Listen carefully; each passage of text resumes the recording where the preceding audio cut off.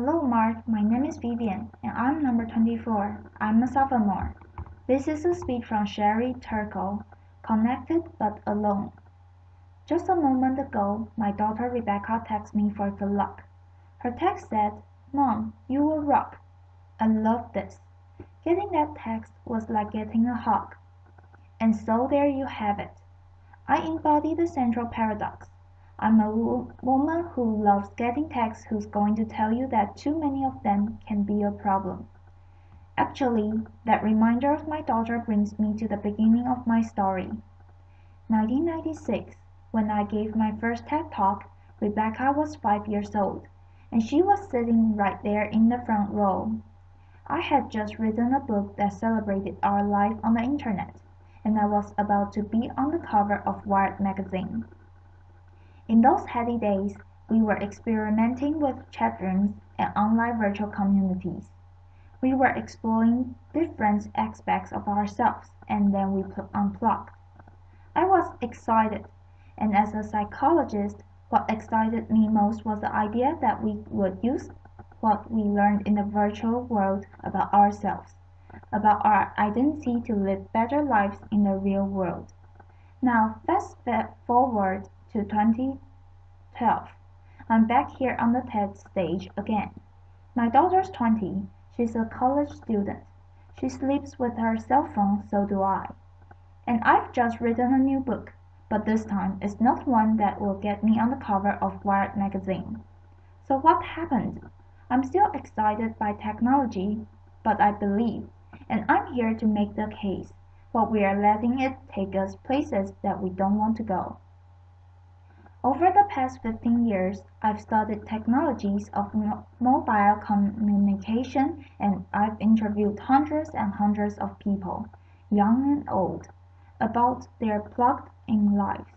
And what I found is that our little devices, those little devices in our pockets, are so psychologically powerful that they don't only change what we do, they change who we are. Some of the things we do now with our devices are things that only a few years ago we would have found odd or disturbing, but they've quickly come to seem familiar, just how we do things. So just to take some quick examples, people text or do email during corporate board meetings. They text and shop and go on Facebook during classes, during presentations, actually during all meetings. People talk to me about the important new skill of making eye contact while you are texting. Laughter. People explain to me that it's hard, but that it can be done. Parents text and do email at breakfast and at dinner while their children complain about not having their parents' full attention. But then these same children deny each other their full attention. This is a recent shot of my daughter and her friends being together while not being together. And we even text at funerals. I study this. We remove ourselves from our grief or from our reverie and we go into our phones. Why does this matter? It matters to me because I think we're setting ourselves up for trouble. Trouble certainly in how we relate to each other, but also trouble in how we relate to ourselves and our capacity for self-reflection. We're getting used to a new way of being alone together. People want to be with each other, but also elsewhere, connected to all the different places they want to be. People want to customize their lives. They want to go in and out of all the places they are because the thing that matters most to them is control over where they put their attention. So you want to go to that board meeting, but you only want to pay attention to the bits that interest you, and some people think that's a good thing. But you can end up hidden from each other, even as we're all constantly connected to each other. A 50-year-old businessman lamented to me that he feels he doesn't have colleagues anymore at work. When he goes to work, He doesn't stop by to talk to anybody. He doesn't call. And he says he doesn't want to interrupt his colleagues because he says they're too busy on their email. But then he stops himself and he says, "You know, I'm not telling you the truth. I'm the one who doesn't want to be interrupted. I think I should want to, but actually I'd rather just do things on my BlackBerry." Across the generations, I see that people can get enough of each other if and only if they can have each other at a distance. In amounts they can control. I call it the Goldilocks effect. Not too close, not too far, just right. But what might feel just right for that middle-aged executive can be a problem for an adolescent who needs to develop face-to-face relationships. An 18-year-old boy who uses texting for almost everything says to me wistfully, someday, but certainly not now. I'd like to learn how to have a conversation." When I ask people what's wrong with having a conversation, people say, "I'll tell you what's wrong with having a conversation. It takes place in real time and you can't control what you're going to say." So that's the bottom line. Texting, email, posting, all of these things let us present the self as we want to be. We get to edit, and that means we get to delete, and that means we get to retouch. The face, the voice, the flesh, the body, not too little, not too much, just right. Human relationships are rich, and they're messy, and they're demanding, and we clean them up with technology. And when we do, one of the things that can happen is that we sacrifice conversation for mere connection. We shortchange ourselves, and over time we seem to forget this, or we seem to stop caring. I was caught off guard when Stephen Colbert asked me a profound question. He said, "Don't all those little tweets, don't all those little sips of online communication add up to one big gulp of real conversation?" My answer was no, they don't add up. Connecting in sips may work for gathering discrete bits of information. They may work for saying, "I'm thinking about you," or even for saying, "I love you." I mean, look at how I felt when I got that text from my daughter. But they don't really work for learning about each other, for really coming to know and understand each other. And we use conversations with each other to learn how to have conversations with ourselves. So a flight from conversation can really matter because it can compromise our capacity for self-reflection. For kids growing up, that skill is the bedrock of development. Over and over I hear, "I would rather text than talk." And what I'm seeing is that people get so used to being shortchanged out of real conversation, so used to getting by with less, that they've become almost willing to dispense with people altogether. So for example, many people share with me this wish, that someday a more advanced version of Siri, the digital assistant on Apple's iPhone, will be more like a best friend, someone who will listen when others won't. I believe this wish reflects a painful truth that I've learned in the past 15 years. That feeling that no one is listening to me is very important in our relationships with technology. That's why it's so appealing to have a Facebook page or Twitter feed. So many have automatic listeners. And the feeling that no one is listening to me make us want to spend time with machines that seem to care about us. We're developing robots. They call them sociable robots that are specifically designed to be companions to the elderly, to our children, to us. Have we so lost confidence that we will be there for each other? During my research, I worked in nursing homes, and I brought in those sociable robots that were designed to give the elderly the feeling that they were understood. And one day I came in, and a woman who had lost a child was talking to a robot in the shape of a baby seal. It seemed to be looking in her eyes. It seemed to be following the conversation. It comforted her, and many people found this amazing. But that woman was trying to make sense of her life with a machine that had no experience of the arc of a human life. The robot put on a great show, and were vulnerable. People experienced pretend empathy as though it were the real thing.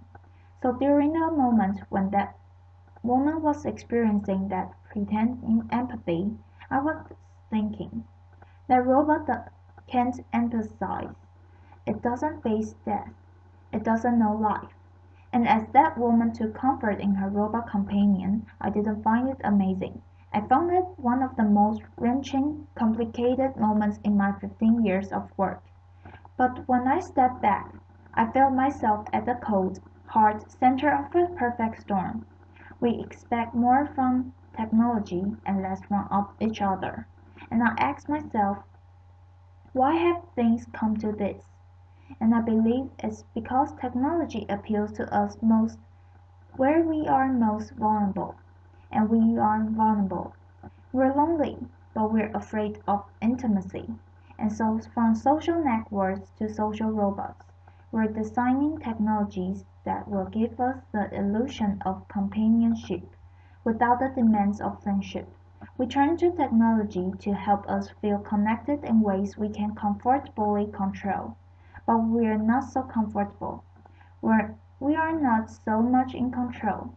These days, those phones in our pockets are changing our minds and hearts because they offer us three gratifying fantasies. One, that we can put our attention wherever we want it to be. Two, that we will always be heard. And three, that we will never have to be alone. And that third idea, that we will never have to be alone, is central to changing our psyches. Because the moment that people are alone, even for a few seconds, they become anxious, they panic, they fidget, they reach for a device. Just think of people at a checkout line or at a red light. Being alone feels like a problem that needs to be solved, and so people try to solve it by connecting. But here, connection is more like a symptom than a cure. It expresses, but it doesn't solve, an underlying problem.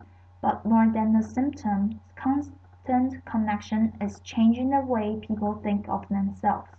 It's shaping a new way of being. The best way to describe it is, I share therefore I am. We use the technology to define ourselves by sharing our thoughts and feelings even as we're having them. So before it was, I have a feeling. I want to make a call. Now it's, I want to have a feeling. I need to send a text. The problem with this new regime of I share therefore I am is that if we don't have connection, we don't feel like ourselves. We almost don't feel ourselves. So what do? We connect more and more, but in the process, we set ourselves up to be isolated. How do you get from connection to isolation? You end up isolated if you don't cultivate the capacity for solitude, the ability to be separate, to gather yourself. Solitude is where you find yourself so that you can reach out to other people and form real attachments. When we don't have the capacity for solitude, we turn to other people in order to feel less anxious or in order to feel alive.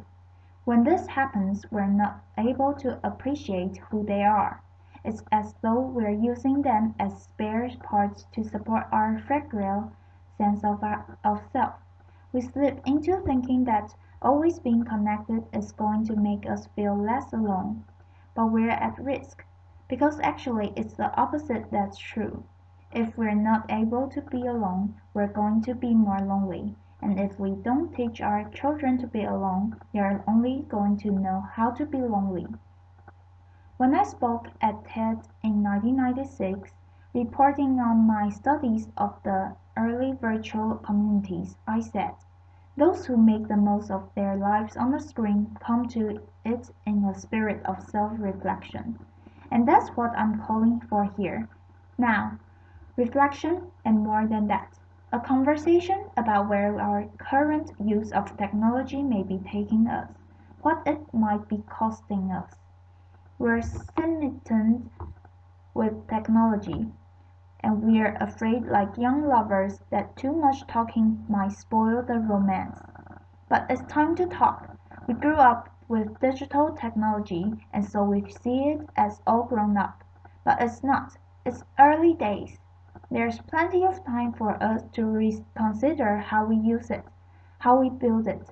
I'm not suggesting that we turn away from our devices, just that we develop a more self-aware relationship with them, with each other, and with ourselves. I see some first steps. Start thinking of solitude as a good thing. Make room for it. Find ways to demonstrate this as a value to your children. Create sacred spaces at home, the kitchen, the dining room, and reclaim them for conversation. Do the same thing at work. At work, we're so busy communicating that we often don't have time to think. We don't have time to talk about the things that really matter. Change that. Most important, we all really need to listen to each other, including to the boring bits, because it's when we stumble or hesitate or lose our words that we reveal ourselves to each other. Technology is making a bid to redefine human connection, how we care for each other, how we care for ourselves. But it's also giving us the opportunity to affirm our values and our direction. I'm up I'm optimistic.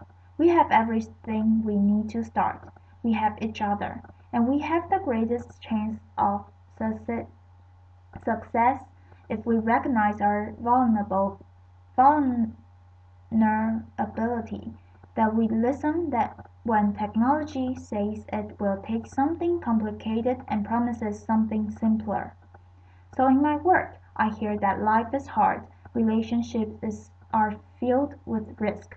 And then there's technology, simpler, hopeful, optimistic, ever young. It's like calling in the cavalry and ad campaign promises that online and with avatars. You can finally love your friends, love your body, love your life online and with avatars. We're drawn to virtual romance, to computer games that seem like worlds, to the idea that robots, will someday be our true companions. We spend an evening on the social network instead of going to the pub with friends. But our fantasies of substitution have cost us. Now we all need to focus on the many ways technology can lead us back to our real lives, our own bodies, our own communities, our own politics, our own planet. They need us. Let's talk about how we can use digital technology, the technology of our dreams, to make this life the life we can love. Thank you. Applause.